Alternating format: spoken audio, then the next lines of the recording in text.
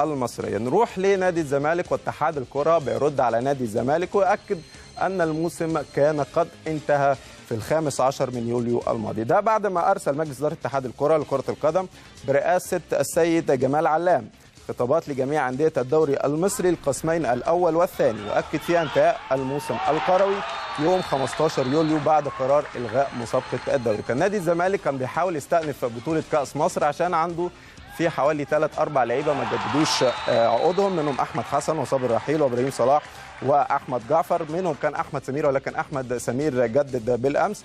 ولكن هو نادي الزمالك كان بيحاول ان هو يعني يستثني او يخلي بطوله كاس مصر لسه ما انتهتش، عشان بما ان بطوله الدوري انتهت وكل النشاط الكروي بينتهي، يبقى اللعيبه اللي ما سجلتش فيه او لم يتم تجديد عقودها ما بتشاركش في البطولات الافريقيه. عشان كده اتحاد الكره رفض قيد هؤلاء اللعيبه الا لما يتم تجديد معهم من نادي الزمالك، عشان يبقى ليهم افضليه المشاركه في دوري ابطال افريقيا امام النادي الاهلي. ولكن رد اتحاد الكره جاء ان الموسم الكروي كان قد انتهى.